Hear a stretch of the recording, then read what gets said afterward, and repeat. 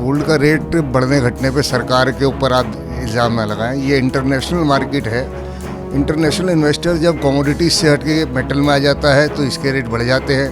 International investor जब इसमें से निकलता है कमोडिटीज़ में जाता है तो इसके रेट घट जाते हैं। सोने चांदी में आदमी एक बहुत छोटी छोटी इन्वेस्टमेंट करता है। एक 10,000 रुपये पहले बचते थे, आदमी उसकी एक चेन खरीद लेता, आज वो चेन 1 लाख रुपए में आती है। भाव सोने चांदी का इतना ज़बरदस्त हो चुका है, जिस आदमी की वैल्यू 50,000 की थी वही आज वो 1 लाख रुपए में सोना खरीदा है। कैसे लाएगा, कैसे करेगा उससे? जो भी हमारा ये बाजार है सब बारूद के ढेर पे बैठा है। व्यापारी का एक इंश्योरेंस होना चाहिए सरकार की तरफ से। इस वक्त हम मौजूद हैं एशिया के सबसे बड़े सराफा बाजार में, और ये सराफा बाजार सबसे बड़ा इसलिए कहा जाता है क्योंकि पूरे एशिया में एक ही छोटी छोटी गलियों में इतनी बड़ी मार्केट होना, ये अपने आप में इसकी खासियत है। अब इस सराफा बाजार में हम क्यों आए हैं, इसकी वजह यह है कि बजट का दिन बेहद नजदीक आता जा रहा है, और इस बजट से सराफा बाजार को क्या उम्मीदें हैं, क्या मांग है, वित्त मंत्री निर्मला सीतारमण से क्या मांगे हैं, पिछली बार के बजट से इस बार और ज्यादा क्या उम्मीदें हैं, इसके लिए हम बात करेंगे। द बुलियन मर्चेंट एसोसिएशन है और उसके महासचिव हैं ऋषि वर्मा जी हमारे साथ होंगे, कोषाध्यक्ष अनुभव जैन हमारे साथ होंगे और मंत्री सुशील जैन हमारे साथ होंगे। तो सराफा बाजार वालों की इस पे बजट का क्या असर पड़ेगा, क्या मांगे हैं, ये तमाम काफी सारी चीजों को लेकर के बात करेंगे, और आम जनता से रिलेटेड कैसे हो गए ये बजट, उससे भी जुड़ी बात करेंगे। पहले अनुभव जी आपसे, एक सबसे आम लोगों में जो छोटी छोटी चीज होती है ना, वो ये होती है कि हम छोटे छोटे 1-2 हज़ार रुपए बचा करके वो अपने इकट्ठे करते हैं और उसको वो बचत के तौर पर कुछ सोने का खरीदने जाते हैं। लेकिन जब गोल्ड के रेट बढ़ते चले जाते तो उन्हें गुस्सा सरकार के लिए हो जाता है, तमाम काफ़ी सारी चीज़ें कई बार लोग मुंह पे बोलते हैं। तो ये गोल्ड का रेट बढ़ने घटने का क्या प्रोसेस है? देखिए, गोल्ड का रेट बढ़ने घटने पे सरकार के ऊपर आप इल्ज़ाम ना लगाएं। ये इंटरनेशनल मार्केट है। इंटरनेशनल इन्वेस्टर जब कमोडिटीज से हटके मेटल में आ जाता है तो इसके रेट बढ़ जाते हैं। इंटरनेशनल इन्वेस्टर जब इसमें से निकलता है कमोडिटीज़ में जाता है तो इसके रेट घट जाते हैं। उसके लिए हमारी सरकार जिम्मेदार नहीं है। तो मैं लोगों से यही अपील करूंगा कि सोना चांदी में इन्वेस्ट करें, ये हमेशा बढ़ता रहेंगे, जिससे उनकी जो एसेट्स हैं उसकी वैल्यू हमेशा बढ़े। सोना चांदी में आदमी एक बहुत छोटी छोटी इन्वेस्टमेंट करता है। एक 10,000 रुपये पहले बचते थे, आदमी उसकी एक चेन खरीद लेता, आज वो चेन 1 लाख रुपए में आती है। उसके लिए मजबूरी है, लेकिन फिर भी सोने और चांदी में इन्वेस्ट करें, वो सबसे ज़्यादा बेहतर है। बजट में आप क्या देख रहे हैं इस बार, क्या मांगे हैं आपकी, क्या चाहते हैं? देखिए, बजट में तो हम निर्मला जी से ये कहेंगे कि हमारे जीएसटी के ऊपर थोड़ा रहम करें। जीएसटी पहले ही बहुत ज़्यादा है, हर चीज़ पे बहुत ज़्यादा लगाया हुआ है। थोड़ा अगर जीएसटी पे ध्यान करके इसको थोड़ा कम करा जाए तो हमारे ऊपर बड़ी कृपा होगी उनकी। उन्होंने ड्यूटी पहले घटा के हमारे ऊपर बहुत अच्छा करा है, लेकिन फिर भी अगर जीएसटी भी घटा दे तो बहुत अच्छा हो जाएगा। ठीक है ऋषि जी, आप बाजार को कैसे देख रहे हैं, बजट में क्या चाहते हैं, इस बाजार के लिए क्या बेहतर हो? देखिए, बजट के ऊपर ही आप बात करना चाह रहे हैं। पहली बात तो बजट हमारे पर ऐसा है कि एक बहुत मतलब तरीका है कि एक बहुत कम से कम बजट आए, क्योंकि जीएसटी पे सारा डिपेंड करता है। दूसरा ये भाव सोने चांदी का इतना ज़बरदस्त हो चुका है, जिस आदमी की वैल्यू 50,000 की थी वही आज वो 1 लाख रुपए में सोना खरीदा है। कैसे लाएगा, कैसे करेगा उस चीज़ को? तो मैं तो सिर्फ यही कहूँगा कि बजट के ऊपर बस निर्मला जी ध्यान दें थोड़ा सा हमारा, कि सोना चांदी थोड़ा सा घट जाए और जीएसटी भी घटे। एक सर बात चल रही है, जैसे अब रेट 80-81 हज़ार के आसपास है। जो पैन कार्ड की लिमिट है, जैसे 2 लाख तक कोई खरीदता है, उससे ऊपर तो वो पैन कार्ड उसे शो करना पड़ता है। इसको आपको नहीं लगता कि बढ़ना चाहिए? क्योंकि अब 80-81 हज़ार तो वैसे भी सोना पहुंच गया है। नॉर्मल आदमी कुछ शादी ब्याह में चीज़ें खरीदेगा तो इतना हो जाएगा। नहीं, इस बात को लेकर तो आम पब्लिक बहुत परेशान है। वही बात जैसे मैंने भी कहा आपको कि 50,000 का वैसे बजट था, 1 लाख का हो गया। अब पैन कार्ड पे इन्होंने कहा कि 2 लाख का है, तो उस हिसाब से मेरे हिसाब से कम 5 लाख का रखना चाहिए उनको, क्योंकि सोने को देखते हुए, भाव को देखते हुए जितना भाव बढ़ गया है उस हिसाब से 5 लाख का तो एक आई कार्ड पे तो होना चाहिए ना, आधार कार्ड पे। तो मैं तो ये कहूँगा कि 2 लाख ना हो करके वो 5 लाख रुपये हो। ठीक है, सुशील जी भी हमारे साथ हैं, आपकी क्या उम्मीदें हैं सर, क्या मांग है इस बार? देखिए सर, निर्मला जी से हमारी एक ये मांग है, जिस तरह व्यापारी हिंदुस्तान की अर्थव्यवस्था चलाता है और उसके टैक्स से सरकार का पेट्रोल गाड़ी का खर्चा सब उससे निकलता है। सारी उम्र व्यापारी टैक्स देने के बाद जब अंत में वो रिटायरमेंट लेता है तो सबसे पहले उसकी टैक्स पेयर की एक पेंशन होनी चाहिए।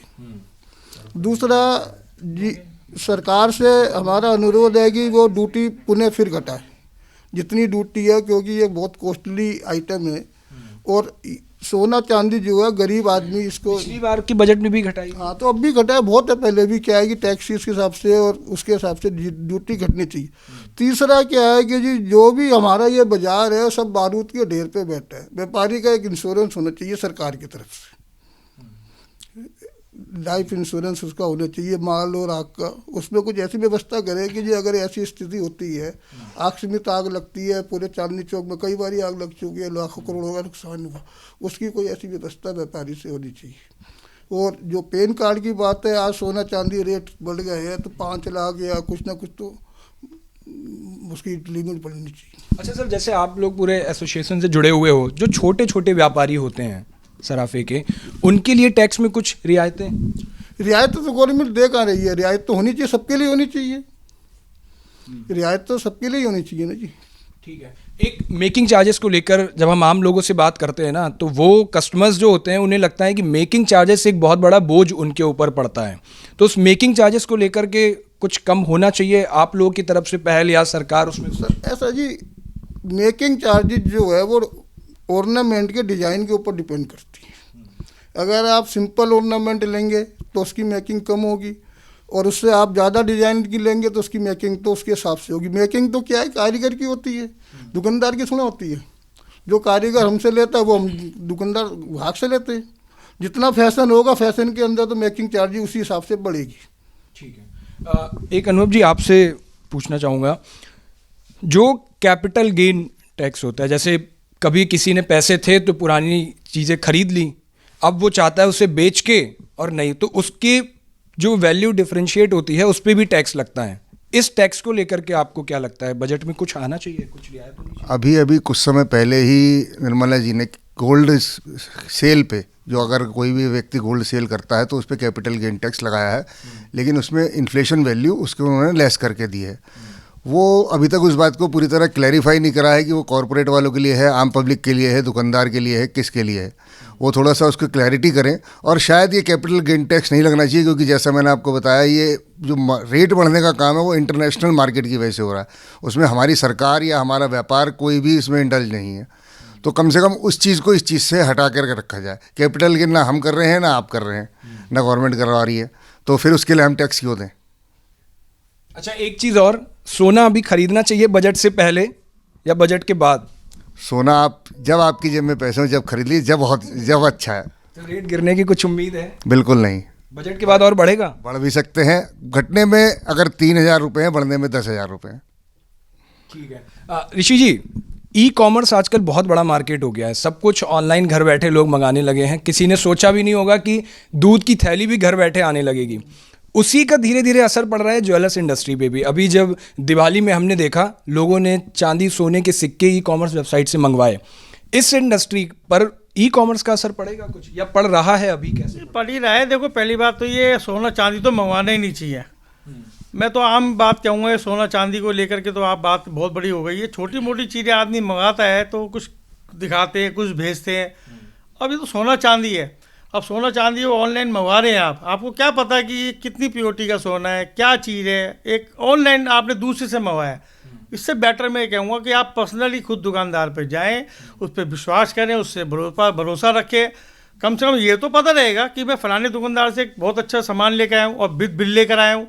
अब आपको बिल भी क्या मिल रहा है उसके अंदर। अब आपने सिक्का लिया, कॉइन लिया, आप बिलीव नहीं करेंगे। मेरे पास बहुत कस्टमर ऐसे आते हैं कि हमने चांदी का सिक्का लिया था, ये ऑनलाइन कितने का लिया जी, कि 800 रुपये का लिया था। अरे भाई, ये तो कुछ है ही नहीं इसके अंदर, चांदी 20% चांदी है। कहते नहीं जी, हमने तो ऑनलाइन लिया, सॉरी। तो ये सब धोखाधड़ी है ऑनलाइन से। आप प्लीज़, मैं तो आपसे रिक्वेस्ट यही करूँगा कि आप कम से कम नहीं तो सोना चांदी ऑनलाइन ना लें, अपने भरोसेमंद दुकान से लें। ठीक है। सुशील जी, आप सहमत हैं? मैं इस बात से सहमत हूँ। ई कॉमर्स जो है, ई बैंकिंग, वो क्या है, हमारे खाली क्षणिक टाइम के साथी है, और जो ऑफलाइन है वो हमारे जीवन भर का साथी है। हम उसको ऑफलाइन अगर कोई हमसे व्यापार करता है उसको हम उधार भी देते हैं, रिटर्न भी करते हैं, वापिस अगर ख़राब होता है तो उसको दोबारा बदल के भी देते हैं, और अगर वो हमसे लेके जाता है तो हम उसको वापिस पूरी गारंटी के पैसे भी देते हैं। तो ऑफलाइन जो है उसी का भविष्य है, ई कॉमर्स का कोई भविष्य नहीं। ठीक है, जैसा अनुभव जी भी कह रहे थे कि जब सोने को लेकर सवाल पूछा कि क्या खरीदना चाहिए तो उन्होंने कहा जब पैसा हो तब, आप क्या कहोगे? देखो ऐसा है जी, एक कहावत है पुरानी, मारी माँ हाथी 1.25 रुपये का है, तो हमने कहा जी महंगा है क्योंकि हमारे पास 1.25 रुपये है नहीं। और मारी माँ हाथी 1,00,000 रुपये का है, तो हमने कहा जी ले लो। बोले क्यों, 1.25 में तो आपने लिया नहीं, 1,00,000 रुपये है तो 1,00,000 में सस्ता है। जब तुम्हारी जेब में है तो सस्ता है, जब तुम्हारी जेब में नहीं है तो महंगा है। कीमतें 1 लाख के पार भी जा सकती हैं, कब तक ऐसा हो सकता है, कुछ अनुमान? जिस हिसाब से सोना चांदी चल रहा है उस सीमा ये पहुंच जाएगा, 1,00,000 रुपये पार ही पहुंचेगा सोना, और 1.25 लाख चांदी पहुंच जाएगी। 4-5 महीनों में ही तो नहीं हो जाएगा ये सब? कुछ पता नहीं है, ये तो ऐसा अंतर्राष्ट्रीय मुद्दा है कि अब अगर हमें पता लग गया तो हम तो पहले सबसे पहले हम ही कर लेंगे, आपको क्यों बताएंगे इस चीज़ के लिए। ठीक है, तो ये थे हमारे साथ बुलियन मार्केट एसोसिएशन के लोग, और ये तमाम जो बजट को लेकर के सराफा बाजार की मांगे हैं, जो आम लोगों से जुड़ी हुई और वित्त मंत्री निर्मला सीतारमण से जुड़ी हुई, सरकार से जुड़ी जो मांगे हैं, जो बजट में ये लोग चाहते हैं, इन्होंने अपनी बात रखी। कैमरा पर्सन विक्रांत के साथ उज्ज्वल मिश्रा, दिल्ली।